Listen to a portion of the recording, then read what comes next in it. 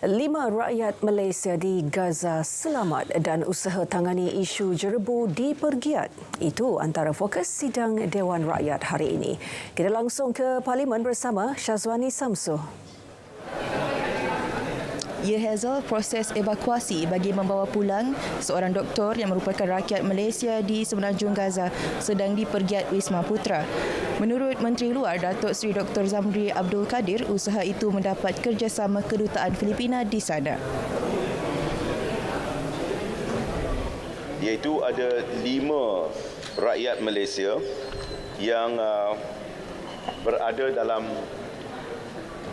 laporan kita, iaitu pertama seorang ibu dengan 3 orang anak yang memegang pasport Malaysia yang dilaporkan berada dalam kawasan konflik, dan manakala Kedutaan Besar Malaysia juga telah dapat menghubungi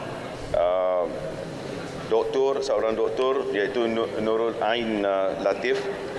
Beliau ini berasal daripada Kota Baru dan telah berkahwin dengan warga Palestin, dan keadaan mereka berada di tempat yang selamat, dan kita juga sedang berusaha untuk melakukan proses evakuasi untuk Dr. Nurul Ain ini, dan sehingga kini kita mendapat kerjasama daripada Kedutaan Filipina untuk mengeluarkan keluarga ini bersama dengan 8 warga Indonesia yang berada di kawasan yang tersebut.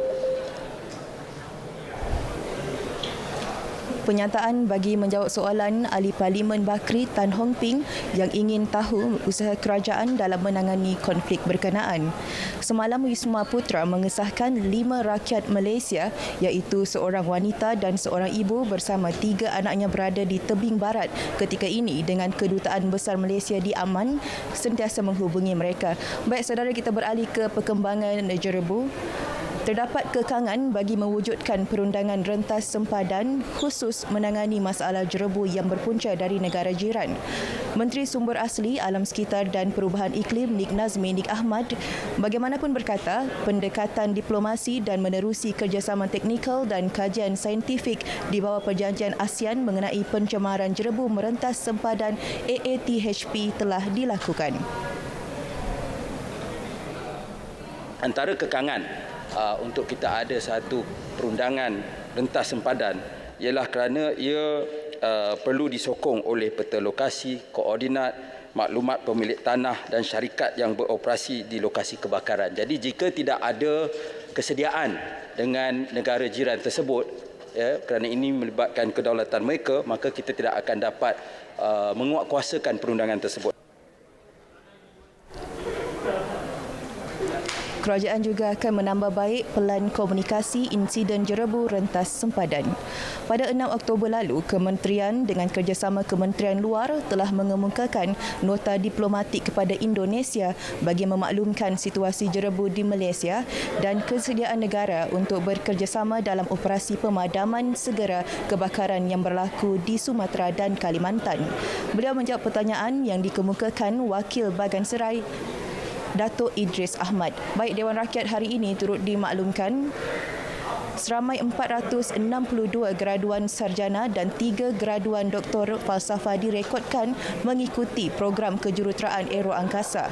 Ini berdasarkan data daripada sistem MyMoHas di bawah Kementerian Pengajian Tinggi sejak 2020 hingga 2023. Menteri Sains, Teknologi dan Inovasi Chang Lee Kang berkata pihaknya sentiasa mempergiat usaha dengan melaksanakan pelbagai program dan inisiatif. Ia bertujuan meningkatkan minat dan kesedaran golongan belia dalam bidang teknologi angkasa. Bagi memastikan negara mempunyai modal insan yang mencukupi dengan sasaran 5,000 peluang pekerjaan diwujudkan dalam pelbagai industri angkasa menjelang tahun 2030, MISA sedang mempergiatkan lagi usaha untuk melaksanakan pelbagai program dan inisiatif yang boleh meningkatkan minat dan kesedaran golongan belia dalam bidang teknologi angkasa. beliau menjawab pertanyaan Wakil Bukit Bendera Sharlina Abdul Rashid mengenai langkah kerajaan memastikan negara mempunyai bilangan graduan yang mencukupi dalam kejuruteraan aero angkasa. Baik, demikian perkembangan dari bangunan Parlimen. Untuk makluman, Dewan kini sedang berhenti rehat dan akan kembali bersidang pada 2.30 petang. Demikian perkembangan di sini, kembali bersama Hazel di Angkasa Puri. Syazwani Samsu, terima kasih.